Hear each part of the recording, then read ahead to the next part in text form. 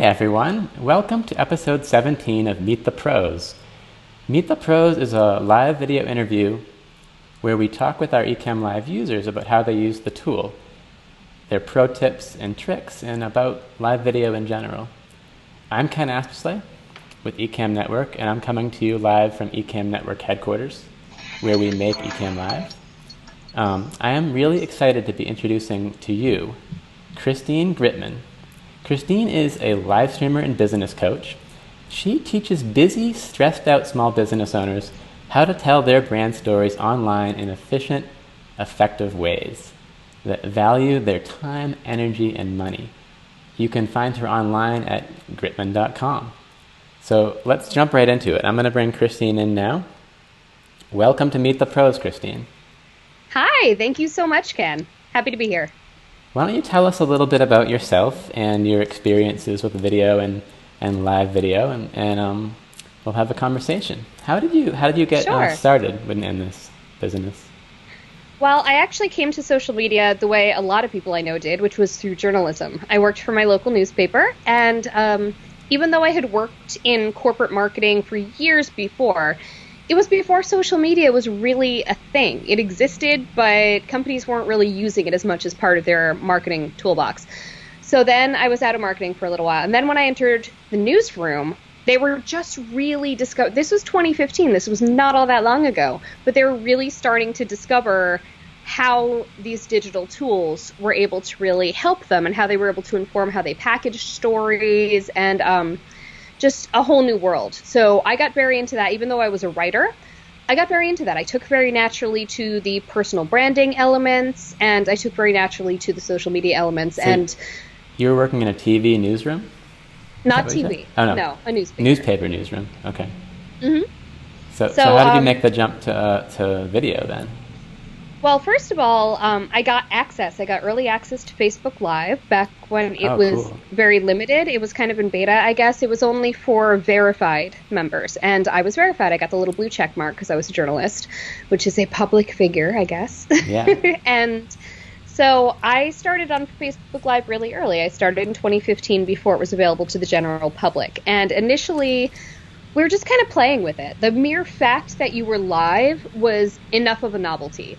We weren't really so strategic with it yet. It was just like, oh my goodness, this is this cool live tool. And people were very impressed and like, wait, this is live? This is happening now? Yes, viewer, it is.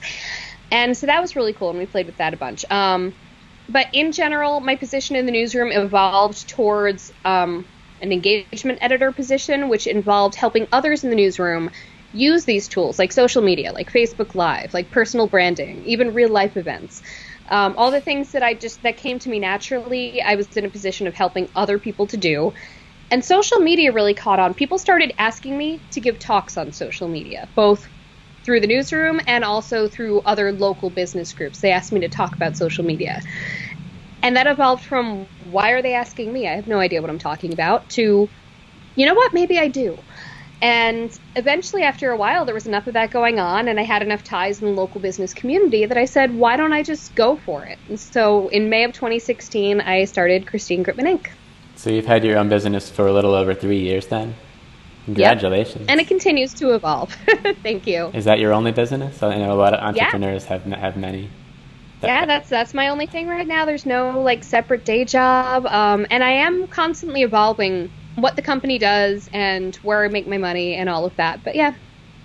So you've become, over the last 3 years, as one of the early adopters and someone who's still using it, quite a pretty serious expert about this stuff. So what's a common question you get about live, and what's your answer to it? People aren't sure what to say or do on live because they know that live video is a thing that is good for reach, good for engagement. They know that it's something that the platforms are really focused on, but they don't know what to do. Part of it is stage fright. They're afraid that they'll look wrong or sound wrong or just that it'll be wrong somehow. But then they're also not sure what the topic should be. You know, why is it worth going live as opposed to doing another type of content? So that's probably the main thing. Like, okay, why should I do live? What should I do on live? How do I not look like an idiot on live? Getting started, really. Yeah, and we've been doing this live interview series now for a couple of months, and seriously have learned a lot about the process of Yeah, and I doing saw you a shared an live. article today about things that you've been learning about live. I've been doing this again since 2015, and I learn something every single week. Every single time I go live, I learn something new. What's the most important thing people need to know about going live? The best way to do it is to just do it. I mean, to quote Brian Fanzo, press the damn button. And here's one thing that people need to realize: you can just like not tell anyone you're going live, just appear live, and then delete the replay. Like, you can do that. You can try it, and it doesn't have to be out there forever for the whole world to see. And if you didn't announce it in advance, it's not going to get a whole lot of viewers. So you can just test it. Just test the waters. See what technical failings there are, or, just getting comfortable with the rhythm of talking on live video.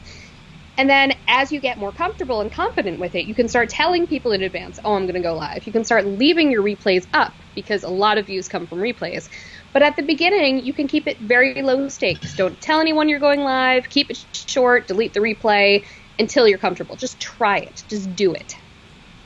Yeah, and a lot of people, I think, get worried that they obsess over their viewer count when they're live. Yep. When you start your live, you're not going to have anybody watching. You're going to have zero. No, and that's great, because the stakes are low. As people tune in, and interact with you, that's what makes the live a special thing.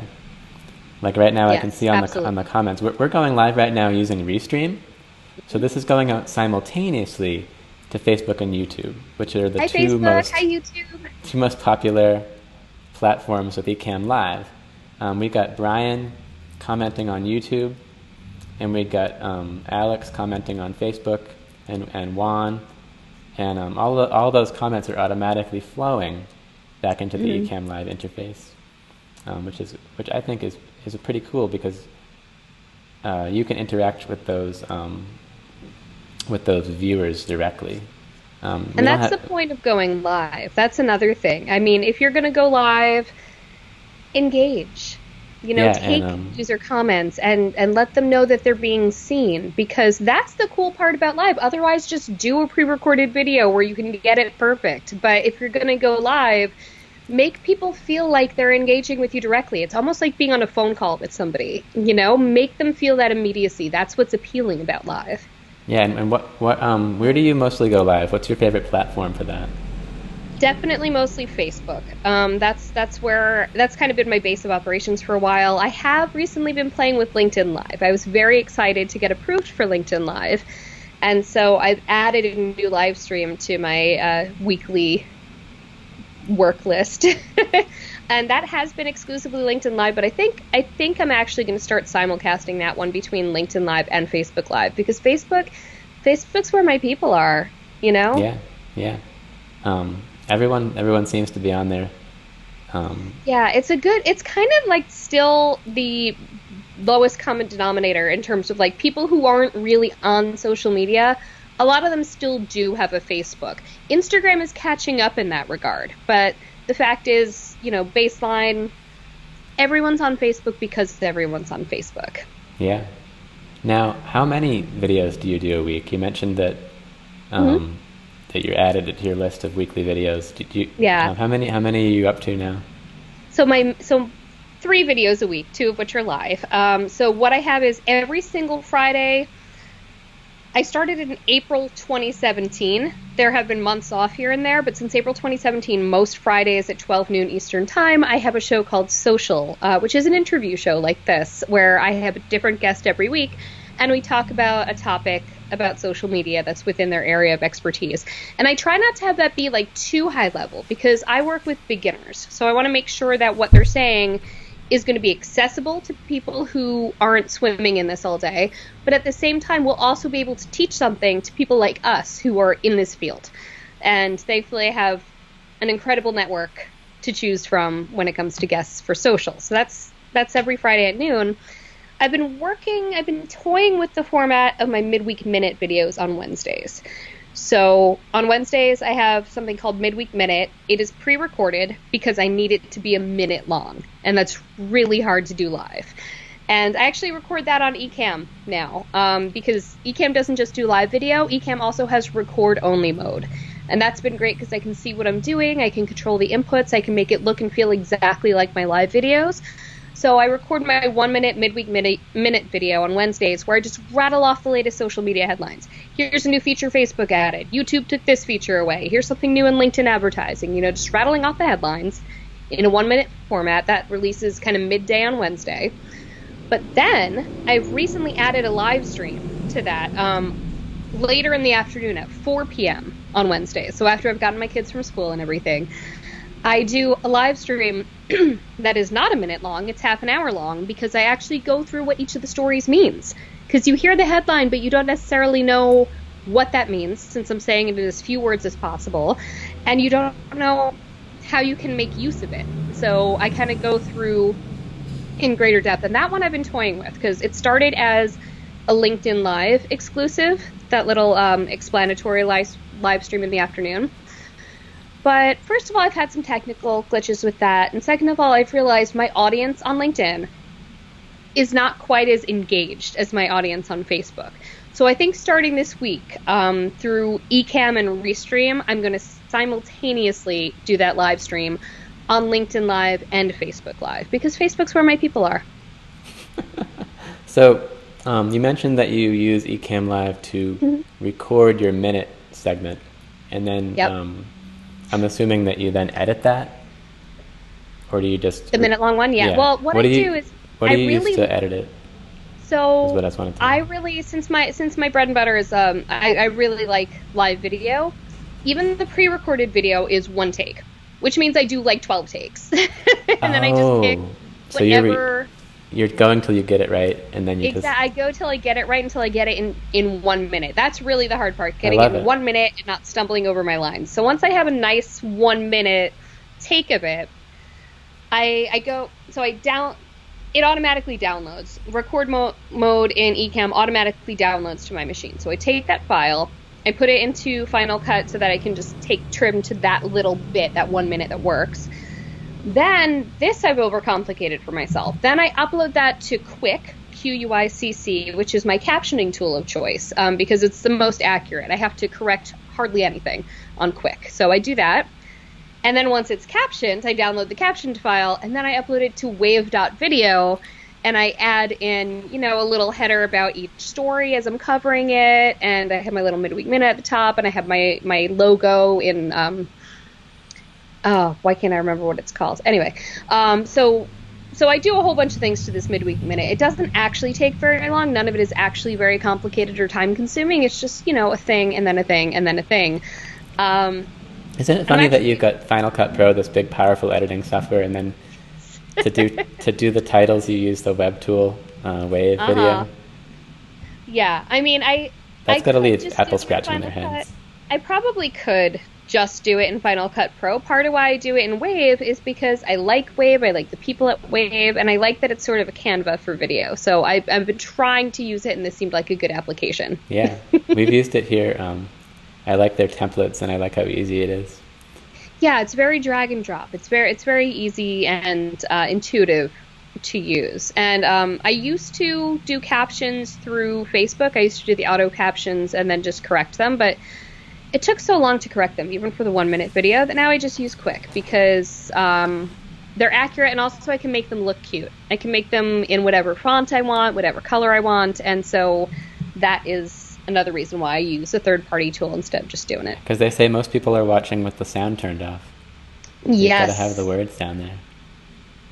Yes, it's something I resisted for a long time because it's extra work. But I am doing it more now, and I do think that it has made a difference in terms of people actually watching the video all the way through. That's awesome. Now, I've got a few more questions for you, but if anybody watching has any questions for Christine, bring it. Put them down in the comments, and we'll throw them into the interview here. Someone actually just asked. Let's see if I can add this in here. I am motivated to create video animations for users Ecamm Live. It's a good idea. I think he's asking if he can add animations to his live, maybe. That would be cool. Yeah, not within Ecamm, but I think Wave can do that. Is that what you're asking? 1D Tarm? Maybe I should have read the whole question before I put it on the screen. Oh well. Oh well. Moving on. Moving on, and if anybody else has questions, ask them now. The next thing I wanted to ask Christine, though, was about her her actual physical live setup, because if anyone's seen any of her videos, they know that she always looks really clear. She has a nice studio, and always looks like she knows what she's doing on camera. So why don't you tell us a little bit about your AV over there? It has evolved, and it's going to evolve further still. So, part of why I started using Ecamm is because I liked the idea that I could use a real camera, a DSLR camera, to do my live streams with. And since then, my camera has kind of broken. The autofocus is not working very well. I don't know if it's the body or the lens. So right now I'm on a Logitech live streaming camera. I really like this camera. What camera am I on? Let me see if I can see that anywhere. C922 ProStream webcam. So I'm on a Logitech live streaming camera, which is in front of me on a tripod. It screws right onto a tripod. So basically, I used to have to break down and reset up my studio all the time. Now I have a permanent studio in my attic. I have a router, what's it called? The thing that takes the signal from the router and makes it in another area. Whatever I have, I don't know. Like a repeater, a booster? A booster, thank you. Yeah. Because I'm in a very old house. My house is from 1897. The walls are very thick. So I now have a booster that's much closer to this end of the house that this part of the attic is in. So I have nice, strong signal now. And I'm just in a little room in my attic. It's a weird little room someone just kind of cobbled together out of beadboard 100 years ago. So it's like a little shack almost. Yeah, and so because I was in the wide open area of my attic, which had great natural light. Natural light is inconsistent. So now I'm in this little room. I just covered the window that's in this little room with a curtain. I have my ring light as far away as I can get it in this small room, because when it's too close, I look like a ghost. So it's as far away as I can get it in this room. Then a few feet in front of that, I have the webcam on a tripod. And then in front of that, I have a little step stool that my computer is sitting on top of, and I have my Blue Yeti microphone just sitting on top of my laptop. And the way this is going to continue to evolve is that once I get my camera fixed, I'm going to go back to using my real DSLR camera, because I do think it made a difference in terms of quality, and especially with the midweek minute, which gets uploaded like third generation after it's been through Quick and Wave. I would like to get that extra element of sharpness, but I have been pretty happy with this Logitech live streaming camera, and certainly with the Blue Yeti microphone. It's so easy to use, and I think it's made a difference. And do you just have a red kind of curtain behind you, or? Oh yeah, I forgot about that part. This is a clothing rack. With a red curtain from IKEA just kind of flopped over it, and I've got a chair, but the curtain is kind of flopped over the back of the chair, so you can't see the chair. Nice. Maybe we'll post a link to about your equipment and your ring light. I'm sure people will be interested.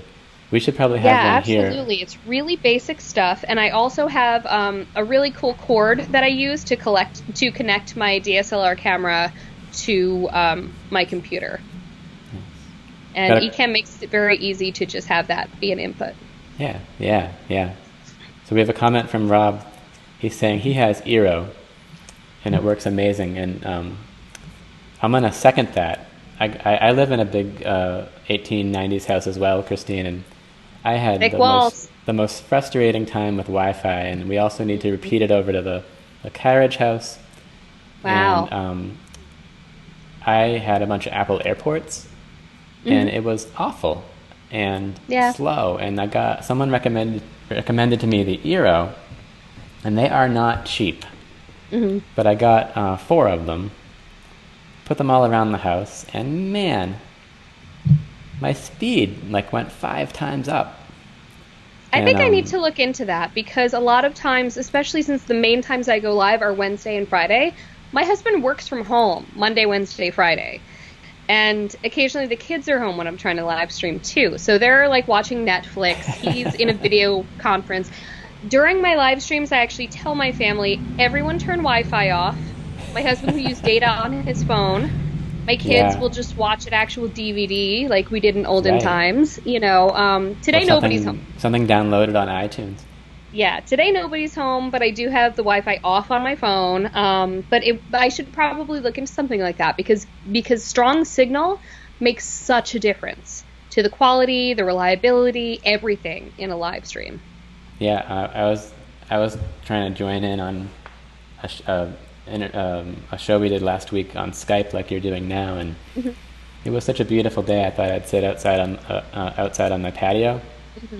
The Skype connection was so bad I had to move inside, which probably was for the better anyway, because halfway through the interview it started raining out. Oh no! And, so I was glad that I'd moved in, but I don't have any kind of a studio there at all. So, but you're right about the natural light being inconsistent. Yeah, especially if your camera sort of auto adjusts to that. It'll kind of, when it gets darker, suddenly it'll make you really washed out, and it's like, come on. So trying to reduce the natural light while making the light feel as natural as possible. All right, so any more comments? We've got some comments coming in. The person who commented about the animations, they clarified what they were asking, and they're asking about animated overlays, like animated lower thirds. And he's asking, can I create? He would like to create video animations to help users have animations in Ecamm Live. And actually, this would be awesome if you would do this and share them with us, or even you could even sell them. I mean, that's one thing that's missing from Ecamm is kind of like a gallery of templates of lower thirds and things like that could slide in and out. Like, people love that. And if you could do that, that'll be a really natural addition to the program. Let us know if you get that going. What I've been really loving about Ecamm is the fact that you can put in things like that. Like, for example, my shows now have a little video intro and outro. And it's short, but it really adds something. I mean, years ago, I paid a friend of mine who's a professional musician and DJ to compose theme music for me. So it is something that I actually, had creative input in and paid for, and it's just for me. And then I wasn't really using it because I didn't have any place to use it. But now that I'm using Ecamm, my live videos all start and end with a little video intro that makes use of that music, which is kind of fun. And I have my scenes set up for the different videos that I do every week. I have little chyrons at the bottom of social with my name and the guest's name, and I just change those every week. So it is consistent. I've almost made a template for myself because I can just change it every week. And same with Midweek Minute. Midweek Minute, when I have the live video where I do the explainer in the afternoon, it has the same little headlines as I have in my pre-recorded video. I'm able to put that in and just change scenes every time I change the headline because I've got it all set up. I just set that up right before I go live, and it could not be easier to change between them. So have you ever used Ecamm just to take a pre-recorded video and roll it and pretend like it's live? I haven't pretended that it's live. I do know that you can do that. I like keeping my lives live. Yeah. But that brings me to another thing that I like, which is in that explainer video that I've been toying with for Midweek Minute, I can also do a screen share.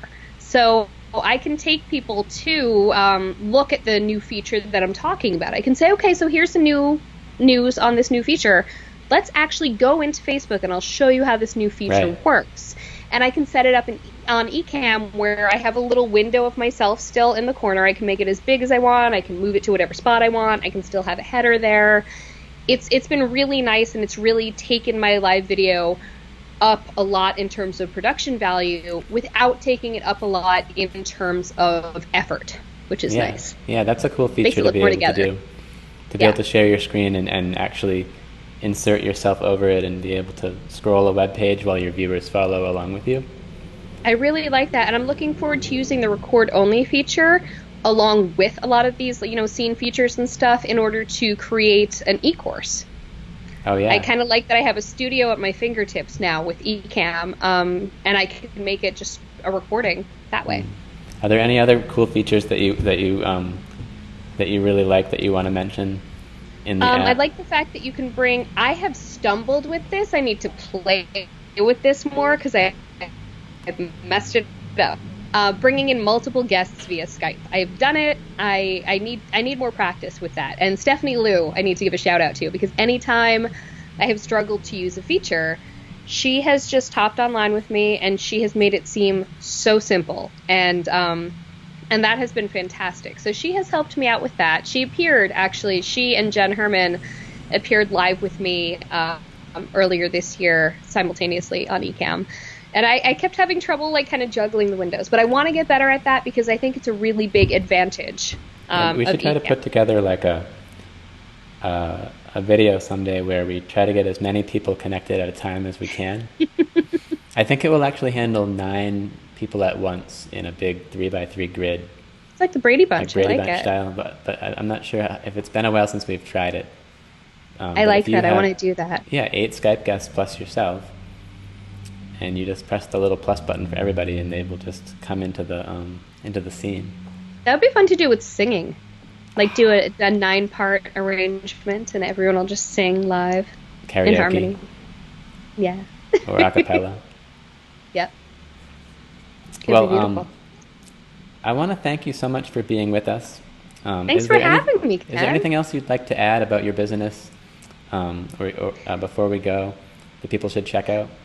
Yeah, I will say that one thing I've really learned in my 3 years in business is that something coming naturally to you doesn't mean that knowledge isn't of value. A lot of people have a lot of the same really basic questions about social media, a lot of really basic stuff they don't understand, and they feel a lot of shame about it too, that people feel like social media is something they should get. They're like, everyone's on it, everyone's doing it, why don't I get this? There's a lot of blockages there. And really, first of all, there's a lot of really generous people who are very happy to share their knowledge with you. And second of all, if you're someone who doesn't struggle with something, share your knowledge on that, because the fact is, just because you think it's something that is pretty straightforward, a lot of other people won't. So I think we're all figuring out this social media thing together. It's not that old. The penetration of social media has really grown by leaps and bounds in just a few years. So I think that we need to just keep in mind we're all figuring this out together. If you have knowledge, share it. Even if it seems like it's really basic, it will help someone.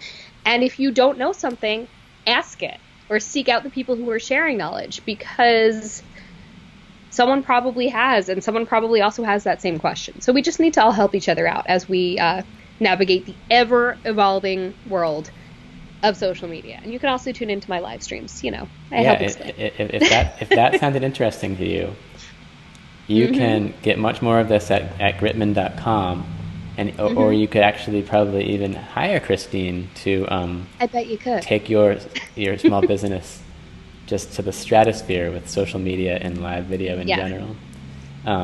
It has been I empower people to do it themselves. I really do believe that everyone is capable of telling their own story on social media.